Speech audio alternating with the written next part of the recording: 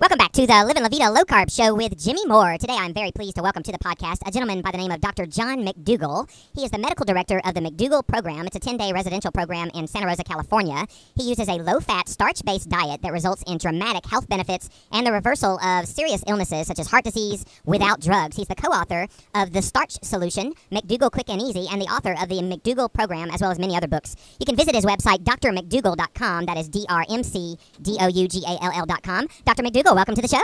Well, thank you. Good to talk to you. Same, and we're really happy to have you here today. Some people may not know who you are. You were a part of the Forks Over Knives movie. You've been out there many years. I remember listening to an interview you did with Dr. Atkins, so you've definitely been around the block for a little while. But there's a lot of people that may not know who you are. Can you give us your story, your background about how you got interested in medicine? Sure. I started medical school in 1968, and I was in the Midwest in Detroit, and actually in Michigan State University, and had the great opportunity to meet my lifelong partner there. Her name's Mary, and she's the co-author of the books and also the one that has devised approximately 3,000 recipes that are published in various books, and also about 400 or 500 of them are free on the website, which you kindly mentioned at drmcdougall.com. Mary and I, after leaving Michigan, we moved to Hawaii. I did an internship there. I'm a medical doctor. I did an internship at the Queens Medical Center, and after that year, between 1972 and 1973, I had an opportunity that changed my life forever. I got a job as a sugar plantation doctor on the Big Island of Hawaii. What that means is I took care of 5,000 people during a 3-year period of time who lived on the Big Island of Hawaii. And I took care of all their needs. I caught their babies. I pronounced them dead. I did brain surgery in the middle of the night if that was necessary. And that experience, those 3 years, changed my life permanently. The first thing that I learned during that 3-year experience, because I was basically their doctor, the nearest specialist was 41 miles away, is I learned my limitations as a doctor.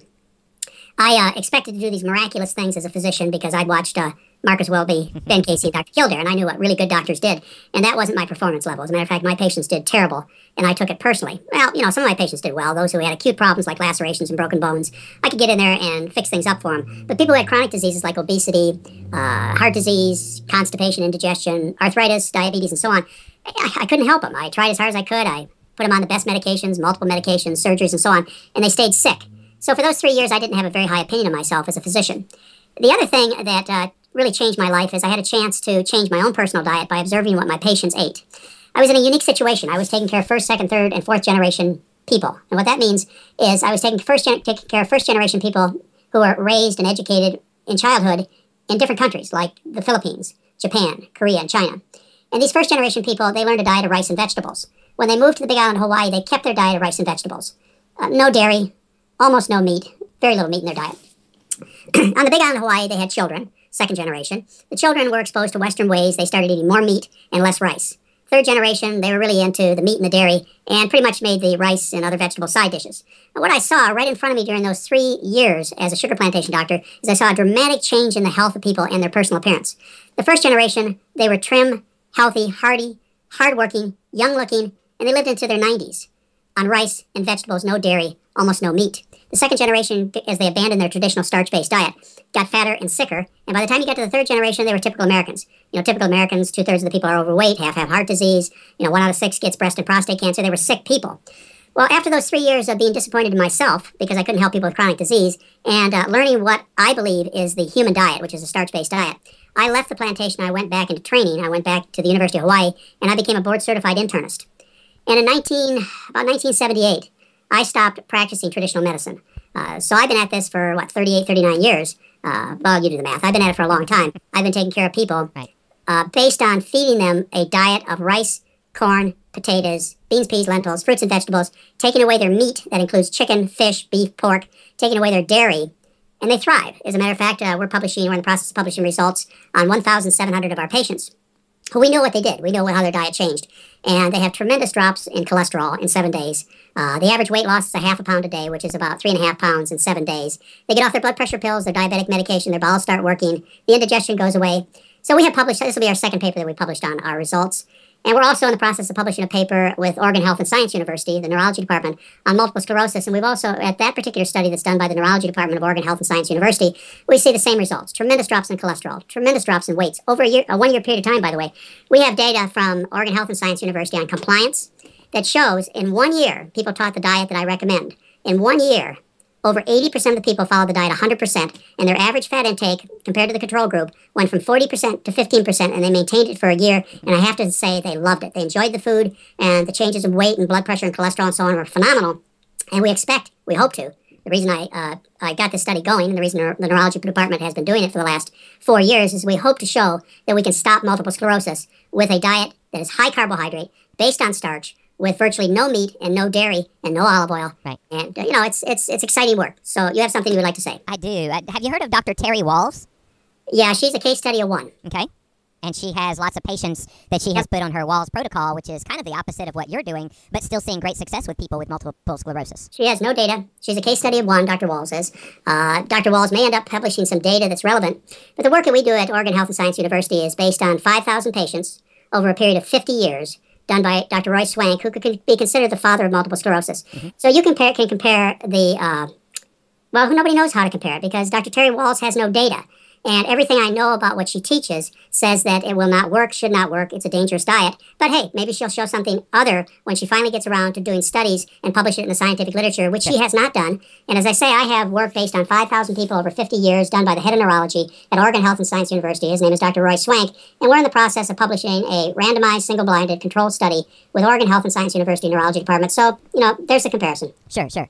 Now, I wanted to go back to something you said earlier regarding the second and third generations of people groups that you were a part of, and you were saying that they got worse and worse, ostensibly because they added more meat to their diet. And less rice. Less rice. And less starch, right. Yeah. So I wonder how much of those people groups added back in more refined carbohydrates that possibly could have contributed to their health decline. Well, refined carbohydrates are not health food. Sugar is not health food. Right. But the major change in their diet was the same thing that's happened to many groups of people that your listeners can relate to. So let's go into this for just a minute. Sure. The main support for my argument that we should be eating a starch-based, high-carbohydrate, low-fat, low-animal food, low-oil diet is that that's what everybody's always done. All large, successful populations of people throughout all of verifiable human history have consumed a diet based on starch. Now, let me give you some examples. It's easy for your listeners to relate to Asians. Even today, there are 2 billion Asians who live on rice-based diets. And by the way, it happens to be white rice. And these people are trim, long-lived, low rates of heart disease, breast cancer, prostate cancer, colon cancer. But of course, all that's changing as they give up their rice in China and Japan and Korea and Vietnam and start to eat more meat, more dairy. The second example, for those of you who have a little bit of history, you know about populations of people for thousands of years. Like, for example, the Aztecs and the Mayans. We're talking about cultures that existed for 800 to 1,300 years. Those people from Central America are known as the people of the corn. They lived on maize, on corn. That was the primary intake of food. They were healthy, trim, hardy warriors. If you go a little further south, you see the Incas in the Andes in South America. These people lived back then, these civilizations lived on potatoes, white potatoes, and other kinds of potatoes. There are about 400 different species of potatoes in the Andes. When the Incas went to battle, they switched to quinoa because they thought it would add more to their strength. Still today in Peru, it's primarily a potato-based diet, and they have a low incidence of obesity, heart disease, breast cancer, colon cancer. Today, of course, their diet's changing too. Just like the Asians who are giving up their rice in Asia and eating more meat, they're getting fatter and sicker. Let's take another example. Our focus of attention, whenever you turn on the news, is the Middle East. Syria, Iraq, Iran, Egypt, those kinds of countries. That area of the world used to be known as the breadbasket of the world. They lived on wheat and barley and vegetables, no dairy, almost no meat at all. And that you're talking about 4,000 years of recordable history. Still, if you look at the people from the Middle East, turn on your TV tonight, you look at the people of the Middle East, these men and women who live on a diet that's 71% carbohydrate are trim, strong, healthy, hardy people. Now, the rich folks, in other words, the kings, the queens, the wealthy business people in Asia, the Middle East, South America, Central America, and you don't have to be really rich to be put in the category of eating rich food nowadays because it's become affordable to the masses of people. But watch what happens to them. Look at the Asians, the Latinos, the other people who have grandmas and grandpas who lived on high carbohydrate, high starch diets. Look at their kids. They're fat and sick as they give up the carbohydrate, the starch. It happens every time. You can give me not a single example of any large, successful population of people throughout any period of verifiable human history that does not fit with what I just said. Can you? But are they giving up the starch-based carbohydrates and replacing them with these refined carbohydrates that then sets in motion some metabolic disturbances, which makes it difficult to get back? That's absolutely silly. You're trying to make something that's not true. The major change in their diet is from starch to meat and dairy, and yes, they have add sugar, but you're trying to divert the conversation away from the major issues and facts. No, I'm just asking the question. Excuse me just a minute. Okay. Sugar is not health food. Sugar rots the teeth. sugar is empty calories. We both agree on that. But sugar is not the problem, Mr. Moore. The problem is the fat. The problem is the meat. The problem is the dairy. The problem is this. Let me explain it to you, because I know you have a history of going from a thin man to a very overweight man, and I don't know what your particular situation is now, but I've seen your pictures. And I'm not trying to be personally insulting. I'm just trying to explain. You haven't seen my recent pictures, because I'm lower in weight today than I've ever been in my entire adult life. Congratulations. Maybe you're following the McDougall diet. No, sir. The opposite of it. Let's get to some things here. Sure. People have to eat, Mr. Moore. They must eat. So they have a choice as to what they're going to eat. Sure. They can eat meat and dairy, or sugar, which you and I agree is not health food. So let's stop going there, okay? Or they can eat rice, corn, potatoes, beans, peas, and lentils. Fat is what I'm recommending. I am not recommending sugar. You understand that, so leave it alone. What I want people to do is I want them to eat the traditional diet of human beings, which, by the way, can be dated back 2 million years. I can give you examples of how the paleo people have lied and distorted the literature. Would you like to go into that subject for a while? Please do, but let me interject one more people group that you have not mentioned that does not have any starch in their diet, and that's the Inuits. They lived on whale blubber and primarily a mostly meat-based diet, and yet they were free from heart disease and no health complications whatsoever. How do you explain that? You're getting desperate. Let's talk about this a minute. I said all large, successful populations of people. Would you consider the Inuit Eskimo a large, successful population of people? They're the largest ones that we know that have that carnivorous diet. Well, they're a matter of a few thousand people who lived on the fringes of the environment, the extremes of the environment. The Inuit Eskimo is a testament to how the human being can survive. 7 months of the year, they lived on the Atkins diet, and they survived. The Inuit Eskimo, and I know this hunter-gatherer population. Now, we're not talking about the modern Eskimo. We're not talking about the modern people who live in that area of the world now. They're, of course, very fat, very sick, very high rates of heart disease and tooth decay and so on, because they have adopted the Western diet. But the typical Inuit Eskimo, who I've studied for many, many years, the average lifespan was 27 years, just like other hunter-gatherers. The Inuit Eskimo has the highest rate of osteoporosis of any population on planet Earth, and every decade of life compared to Americans, they have a higher rate of osteoporosis, the Inuit Eskimo does. I can take you back 5,000 years. In fact, I'll give you the reference. It's a 1987 issue of the National Geographic, and you can read about 2 women who were buried in an ice flow. 500 years ago, they were buried, and so their bodies were preserved. When they uncovered these women and they reported their results in National Geographic in 1987, they estimated their age was 20 and the other one was 40 years old. They found severe osteoporosis in both women and atherosclerosis, in other words, hardening of the arteries in both women 500 years ago. The Inuit Eskimo is an example of the ability of the human being to survive under adverse circumstances. Okay. So I do have a question regarding starch-based diets for people in America, because, quite frankly, we have been exposed to an enormous amount of refined carbohydrates, which have metabolic damage. I ask you not to go there again, because I think it's already discussed that. Let's get on to the major thing that I recommend, and stop trying to get me to go into an area that I've already answered. Let's talk about rice, corn, potatoes, sweet potatoes, beans, peas, and lentils, and stop the simple sugar stuff. I've already told you simple sugar is not good for you. It rots your teeth. It's not part of my diet, except for a tiny amount to flavor the food. But it's not a part Let's get on to the major discussion here. Should we be, excuse me, Mr. Moore, should we be eating our primary source of calories as rice, corn, potatoes, beans, peas, and lentils, or as you contend, chicken, fish, beef, and pork? That is the subject. Stick to it, please. And I will stick to it once I get my caveat in, because I think it's an important one, because the American diet has long been now very focused, not just on the refined sugars. I'm agreeing with you on that. The refined sugars are horrible, but also the refined flours that are out there. Those have caused such metabolic damage in some of us Americans, myself included, that it makes it difficult, even for these real food-based starches that you're talking about, to not have a negative impact on our health.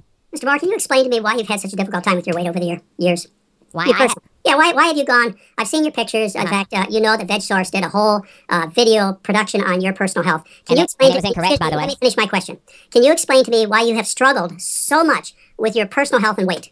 I can tell you that I grew up on a diet that was extremely high in refined carbohydrates. My mom was very poor growing up, had to take care of 3 children on her own. She was a single mom. So we ate really horrible carb-based foods. And when I say carb, I'm talking about refined carbs for the most part.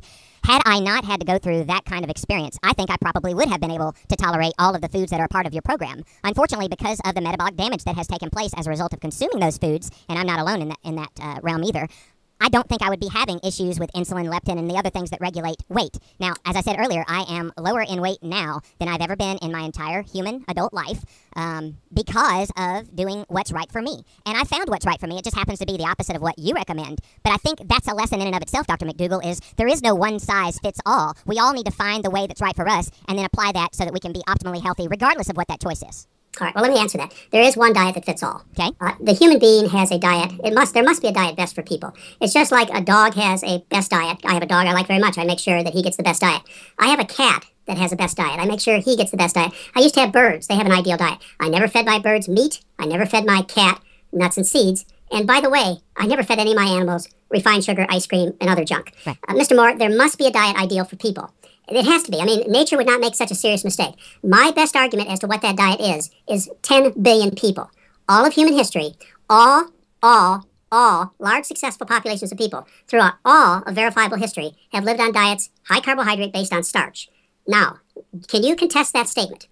I can contest that in modern society, all bets are off with those 10 billion people because they didn't have to deal with Doritos, Twinkies, Coca-Cola, and all the other modern Neolithic foods that I say have caused more metabolic damage than those people that lived thousands, tens of thousands, hundreds of thousands, and millions of years ago. So you cannot address that question? No, I just answered it.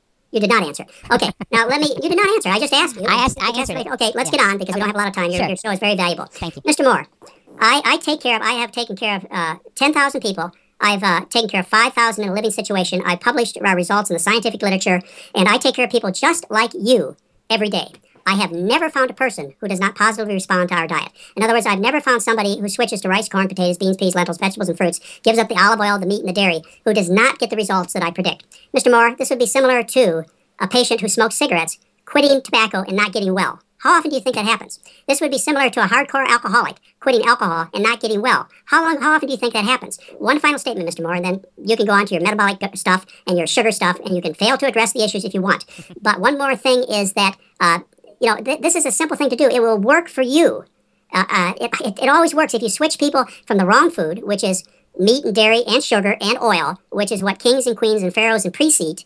You switch them to what I believe, and all of human history shows that, and so does all the scientific literature and we could discuss any individual studies you want because I'm pretty well versed on the studies. They show when you switch people to starch-based diets, they get well, just like when they quit booze, they get well. This is as close as a half a bottle of whiskey and a hangover, Mr. Moore. I am a doctor. I am a medical doctor. I have taken care of 5,000 people. If I had a chance to help you, I would. But I don't need help because I'm in an extremely good position today with both my weight and my health. You say you've seen pictures. You say you've seen pictures of me, but you have not seen the most recent pictures of me because I am in a better place today than I've been in a very long time in my life. I've never been this low as an adult. So, how is the constipation? I don't have constipation. Well, excuse me. Robert Atkins published a study along with Weston a few years ago, which showed that about 70% of his patients on low-carb diets were constipated. About 60% had halitosis. So I don't have either one of those. I have neither one of those. Well, that's what the research says on low-carbohydrate diets published by Eric Weston and Robert Atkins. How's the constipation? Actually, his name is Eric Westman. Okay, excuse me. That's all right. You're good. So I don't have those issues. I've been doing this for nearly a decade, and yes, I've had struggles with my weight. I've been extremely honest about that. But I am at this point in my life, I am eating a very high-fat, animal-based diet, moderated in protein, very low in carbohydrate, and I'm doing extremely well. How can you explain somebody like Jimmy Moore that's doing well on a diet that's the very antithesis of what you promote? You have not done well over the last decade, Mr. Moore. I've got the videos to show. I didn't say the last decade. I said I'm doing very well today. Well, today's today. But, these kinds of diets that are being recommended by low-carbers are very dangerous. How is it dangerous? How is it dangerous? Because those kinds of foods cause heart disease, hemorrhoids. I have zero heart disease risks. I don't have anything that indicates I have no calcified plaque in my arteries. My CRP level is well below 1. I have all these great metabolic markers. How do I have heart disease risk? You are a study of one, Mr. Moore. You are a study of one. Replicated in this audience, too. We can go to the Annals of Internal Medicine, last year's British Medical Journal, and multiple other research papers of hundreds of thousands of people that show that low-carb diets, like you're recommending, are dangerous. They increase the risk of heart disease. They increase the risk of death. No. They damage... Mr. Moore, don't negate the science. You cannot... I'm not negating the science. I'm just reiterating the science. You cannot use yourself as an example. It's not just to me. 100 years of scientific research done by tens of thousands of investigators that show that eating meat and dairy and other rich, or all of human history that I just showed you, sure. You cannot give yourself as an example to your listeners as the full reason why they should listen to this nonsense. Nor have I given that as the sole reason. Dangerous. There's a lot of people that take this way of eating and have done extremely well with it. It's not just an N of one with Jimmy Moore. This is a lot of people, Dr. McDougall, and I'm just saying that if people want to eat a starch-based diet, as you are proposing in your book, The Starch Solution, then by all means, go do that. Be happy, be healthy. I'm all for people finding what works for them. But if a high-fat, meat-based diet does it for someone else, why aren't you in favor of wanting people to be healthy that way? Because I'm a medical doctor, and I have a responsibility to my patients and to the general population. And Mr. Moore, the scientific evidence is absolutely clear and uncontestable that the human being does not live well on meat. It increases the risk of heart disease, colon cancer, damage to the bones. So why should I allow you to misinform even your listeners? You cannot do this. You will not get away with it. Neither will Westman, neither will Taubes, neither will Cordain. Listen, I did a whole video along with I've seen source. Excuse me, just a minute. Yeah, I've seen I did a whole video, Mr. Moore. Let's let your listeners watch the video. Oh, I'm happy to post it. I'll post it. Please post it. I will. Really do it, listeners. Watch it. Will you let me? Please, you invited me on because I want to make sure they watch this because you're you're a nice man. You got a few facts. There's some heavier weights out there like Cordain and Taubes. Atkins is dead. There's some heavier weights out there that know the science a bit better than you do. It's hard sometimes for listeners to understand really what's going on. Yeah. So I'll also post that video. Let me get this out. I'm also going to post that video that you guys lied about me on VegSource because that was not at all accurate, and I think it should be corrected, but you're not going to because you don't care. Well, I'll correct it if it's inaccurate. I'll make sure it is corrected. You just sent it to me. You never asked me to correct anything. It was yes, I did. I did a response video, and VegSource did another response video, which mocked me responding to it. So, well, then you know what? Why don't you let your listeners watch all those videos and decide for themselves? Let's make sure your listeners get to watch the video that VegSource and I produced. You go to YouTube and look at low-carb versus plant-based. Or you go to my website, drmcdougall.com, or you go to Mr. Moore's website, because he's going to post that video. Yep. And you watch. Excuse me, Mr. Moore, you're not letting me finish. I just said yes, sir. Okay. I just agreed with you. All right, Calm down a bit. Calm down. Okay. Well, you asked me why I get excited about this because people are dying with your advice. No, sir, they're not. So, who are you to say? What's your background? Are you a doctor? I don't need to be a doctor to know the evidence is true. Moore? But why can you say this? What's your authority? How much research have you done?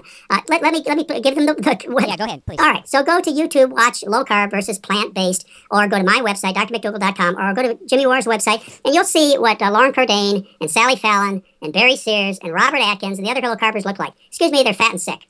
And I think it's the best testament as to the results of this kind of eating is people are unhealthy because it's the wrong food. And Mr. Moore, your previous videos show the same history. And I hope you learn the truth for your own sake because, I as a medical doctor, I as a board-certified internist, I could tell you I would work day and night to help somebody like you save your life. Well, I appreciate that very much, and I do feel like I'm in a great place with what I'm doing at this moment, but I sincerely appreciate that you took time to come on the Livin, Vida, Low-Carb Show today, and we're very grateful that you were here, Dr. McDougall. Again, his name, Dr. John McDougall. His paperback version of The Starch Solution, Eat the Foods You Love, Regain Your Health, and Lose the Weight for Good is going to be available this week, actually, and you can visit his website, drmcdougall.com. That's drmcdougall.com. Dr. McDougall, thanks so much for joining us here today on the Livin, Vida, Low-Carb Show. It was definitely my pleasure. Thank you, Mr. Moore.